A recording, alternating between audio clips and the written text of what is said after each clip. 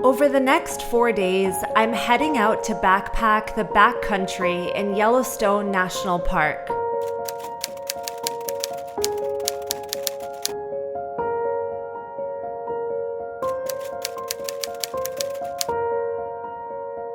We're embarking on a 40-mile hike over the next 4 days with just the essentials that we need strapped onto our backs. I've been preparing for this hike for the last 6 months, training and strengthening my body, going on my first backpacking trip in upstate New York earlier this summer, doing some vigorous backcountry hikes in Alaska a few weeks back. These next 4 days and 40 miles will be the most intense hiking and physical challenge I've ever done. But now that the day is almost here, I feel a sense of surrender wash over me. What's going to happen will happen, and I feel deep down that I will emerge from this experience a stronger version of myself. We arrived in Bozeman, Montana earlier this morning, and we're taking it easy today, exploring the main street and enjoying our pre-hike meal. Tomorrow morning, we will meet our guides and the rest of our group to head out on our adventure. It's day 1 of 4 days backpacking the backcountry in Yellowstone. This morning, we met our guides and the rest of the group we're backpacking with over the next few days. We divided up our group gear, packed our bags, and headed out on the 3-hour drive to Yellowstone National Park. We get to the trailhead and begin our 40-mile journey through the backcountry with our 45-pound bags strapped to our backs.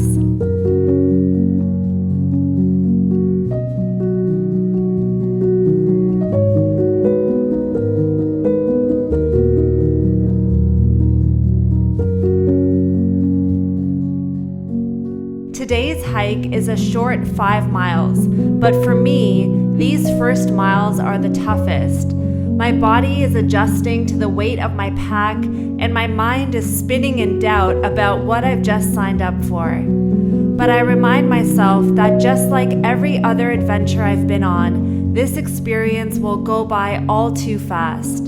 In just a few days, I will look back wishing I was still out here exploring this majestic land. Something I've been working on in my life is dropping into presence as much as I can, to stop chasing the finish line and rushing to get to the destination. When I go hiking, I am reminded that the beauty is right here, in the landscape, the wildlife, and the people that I get to share these moments with. The journey is unfolding with every step I take, and I really don't want to miss a minute of it. The hike becomes my meditation, and I shift my awareness into that of the witness.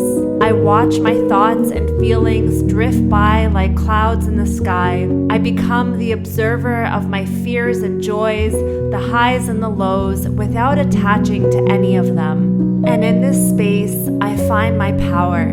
I find peace. My mind begins to soften as my body drops in. I am here. I am alive. I am present. I am ready. 5 miles done, 35 to go. I will see you tomorrow as the journey continues.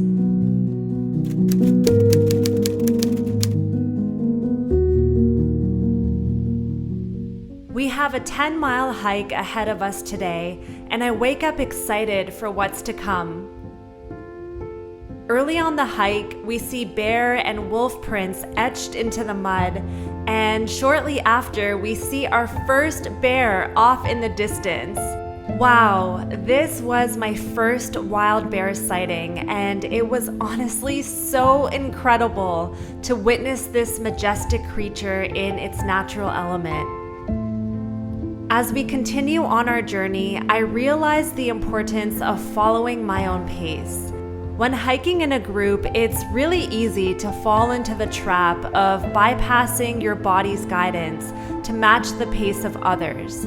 But for me, in this moment, I realized that the only way I would really feel good and be present in this experience is if I followed a pace and rhythm that felt good to me. When I follow my own pace, I won't burn out by moving too fast, and I won't feel bored by moving too slow. I begin to ponder, what other areas of my life am I not trusting my own pace and rhythm? Where else am I rushing ahead and not stopping to see and witness the beauty around me? Where else am I comparing my journey to others? Where else am I slowing down and overthinking when my heart just wants to run ahead? This hike showed me that when I trust myself and my own pace, life feels so much sweeter. The journey feels so much brighter. My body feels so much stronger, and I experience so much more beauty and joy along the way. 10 miles done, 25 more to go. See you tomorrow.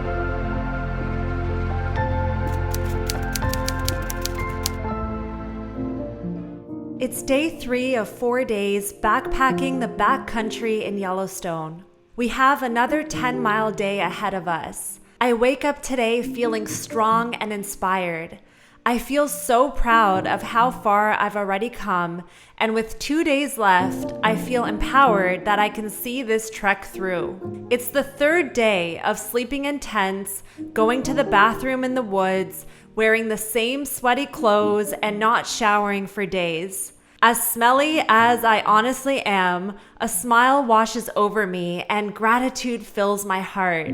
I feel so happy, and it's not because of anything material. I feel gratitude for my body and how gracefully and courageously she carries me through life. I feel gratitude for my feet who walk me forward with every single step. I feel gratitude for my legs that keep me strong and sturdy. I feel gratitude for my heartbeat that makes me feel so alive. I feel gratitude for my eyes that allow me to take in this beauty.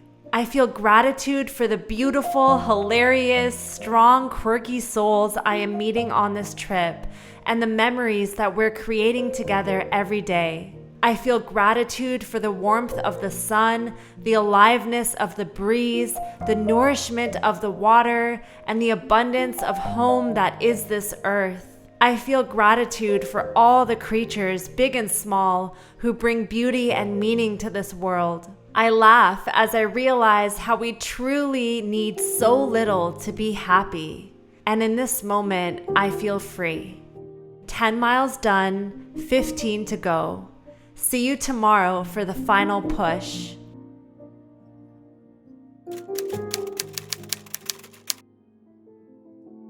It's the final day of 4 days backpacking the backcountry in Yellowstone. We wake up before the sun and get ready for our 15-mile hike to our finishing trailhead. Today is the longest and most challenging day, but I can't believe the end is almost here.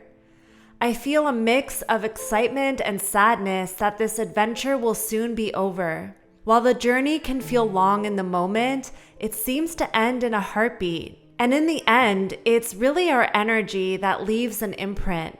I think of the words of Maya Angelou. People don't remember what you say or do. They remember how you make them feel.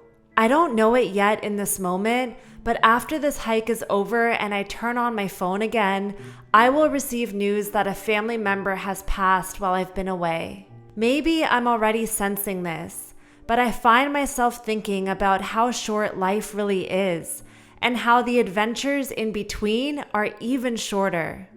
As I hike these last few miles, I think back to the energy of the people and places I've seen, and I know that these are the memories I will carry forward with me. I feel myself emerging from this experience as a stronger version of myself, and I feel a deep resolution to make the most of this one short life, to continue seeking out experiences and creating a life that makes me feel alive, to live with enthusiasm and lift others up, to do it with humor, even if your feet are about to fall off, to let your quirkiness and weirdness shine bright, to live with grace and deep gratitude, to be fully, freely, authentically you. Thank you so much for sharing these memories with me.